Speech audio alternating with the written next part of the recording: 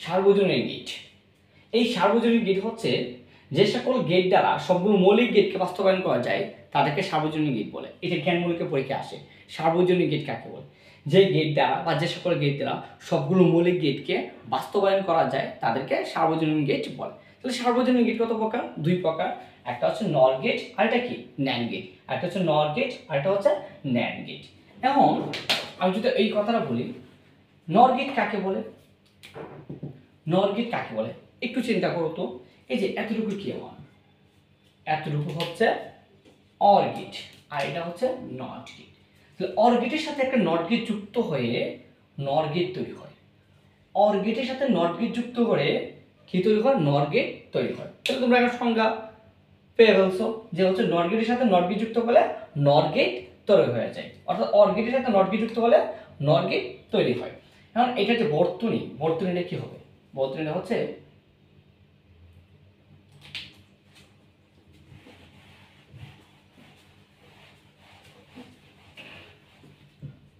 নর গেট। নর গেট, নর গেট। এখন নর গেটটা হবে এ বি। দেখো আমরা কিন্তু বলছিলাম যে অর এর সাথে নট, ফার্স্ট অফ অল কি লাগবে? একটা অর গেট লাগবে। অর গেট, অর গেটের বর্তনী কি ছিল? এরকম হবে ছিল একটা অর গেটের সাথে একটা কি যুক্ত করতে হবে? একটা নট গেট। দ্যাট মিন্স এই যে একটা নট, একটা নট যুক্ত করে দিবা, সেটা হয়ে যাবে নট গেট। একটা অর গেটের সাথে একটা নট গেট। ওয়াই ইকুয়াল, আমরা জানি অর গেট কিসের কাজ করে? যুগের কাজ করে। তার মানে কি দিলাম এখানে? প্লাস দিলাম। ইনপুট হচ্ছে এ এবং বি। এখন এখানে কি যোগ করছি? একটা নট। যেহেতু এখানে নট যুক্ত করছি ওই জন্য এটার উপর একটা কি হবে? বার চিহ্ন হবে। তাহলে কি হইতেছে?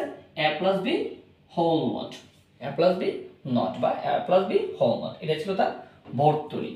বর্তনী, এটা নর গেটের বর্তনী। এখন যদি বলতো যে নর গেটের সত্যক সারণী, ইনপুট আউটপুট, আউটপুট ইনপুট কয়টা? দুইটা, এ ইনপুট আর হচ্ছে বি ইনপুট। তাহলে আউটপুট ওয়াই ইকুয়াল এ প্লাস বি, সবটার উপরে কি একটা বার চিহ্ন। এখন দেখো আমরা যদি দুইটা ইনপুট রেখে 0 1 0 1 0 0 1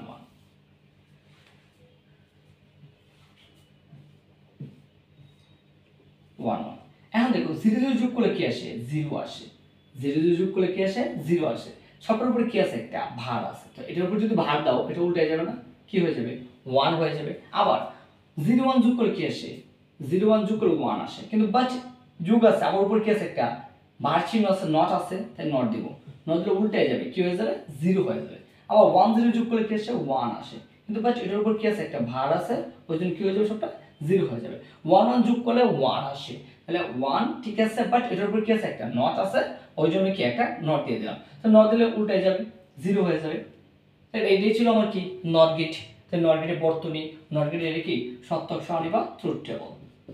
ট্রুথ টেবল, ট্রুথ টেবল। তো এটা হচ্ছিল নট গেট। তো সেম ভাবে আমরা কি করব?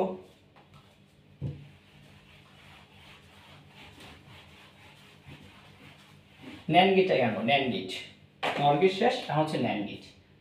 NAND gate, NAND gate. দেখো ন্যান্ড গেটের বিষয়টা দেখো, আমরা বলছিলাম অর গেটের ক্ষেত্রে বলছিলাম না যে এটা দিকে তাকাইবা, এতটুকু কি? And gate. এটা কি? NOT gate. And gate, NOT gate. তাহলে তোমরা সিদ্ধান্ত নিতে পারতেছো যে অ্যান্ড গেটের সাথে একটা নট গেট অ্যাড করবা, অ্যান্ড গেটের সাথে একটা নট গেট অ্যাড করে দিবা। তাহলে অ্যান্ড গেটের সাথে নট গেট বর্তমানে লিখতে এরকম হবে, একটা এ ইনপুট একটা বি ইনপুট, অ্যান্ড গেটের সাথে not gate. First of all কি? And gate. And gate, and gate কিসের মতো হয়? ডি আকৃতির হয়, ডি আকৃতি। এই ছিল অ্যান্ড গেট। অ্যান্ড গেটে কি যুক্ত করতে হবে? একটা নট গেট যুক্ত করতে হবে, নট। এই যে নট, এটা ছিল আমার NAND gate. y equal AND gate কিসের কাজ করে? গুণের কাজ করে, a ইনটু b। যেহেতু ন্যান্ড গেট, একটা নট দিলাম, নট দিলে আমাদের সবটার উপরে কি হয়ে যাবে? বার চিহ্ন হয়ে যাবে। এটা ছিল ন্যান্ড গেটের বর্তনী। এখন ন্যান্ড গেটের ট্রুথ টেবল অঙ্কন করব। ইনপুট, তারপরে কি? আউটপুট। Input out. ইনপুট কয়টা? এই যে a ইনটু b, মানে a b, a আর হচ্ছে একটা b। আউটপুট y ইকুয়াল এ ইন্টু বি, আবার সবটার উপরে কি আছে একটা ভার আছে। তো আমরা জানি দুইটা ইনপুটের ক্ষেত্রে 0 1 0 1 0 1, তারপরে এদিকে দুটা করা হবে 0 0 1 1। ওকে ডান। 0 0 গুণ করলে কি আসে 0 আসে, বাট এটার উপরে একটা নট আছে, উল্টে যাবে, কি হয়ে যাবে 1 হয়ে যাবে। 0 1 গুণ করলে কি আসে 0 আসে, তাহলে এটা কি ভার চিহ্ন দিলে 1 হয়ে যাবে। আবার 1 0 গুণ করলে কি আসে 0 আসে, কিন্তু 0 উপর কি আছে একটা ভার চিহ্ন আছে, ওই জন্য এটা উল্টাই গেলে কি হয়ে যাবে 1 হয়ে যাবে। 1 1 গুণ করলে এই যে 1 1 1 1 যদি গুণ করি কি আসে 1 আসে, বাট এটার উপর কি আছে একটা ভার চিহ্ন আছে, ওই জন্য কি হয়ে যাবে 0 হয়ে যাবে। তাহলে এটা ছিল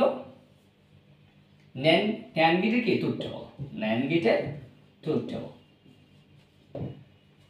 এই বেসিক আলোচনাগুলা তোমাকে পারতে হবে বাধ্যতামূলক। যদি এগুলো যদি তুমি না বুঝো তাহলে তুমি সিকিউ আনসার করতে পারবে না, ওইটা নিশ্চিত থাকতে পারো। সো এখন যে পড়লাম NAND গেট, তারপর হচ্ছে কি NOR গেট, এটা কিন্তু বাস্তবায়নের ক্ষেত্রে খুবই কাছে লাগবে। সো এটা ভালো করে বোঝার ট্রাই করো।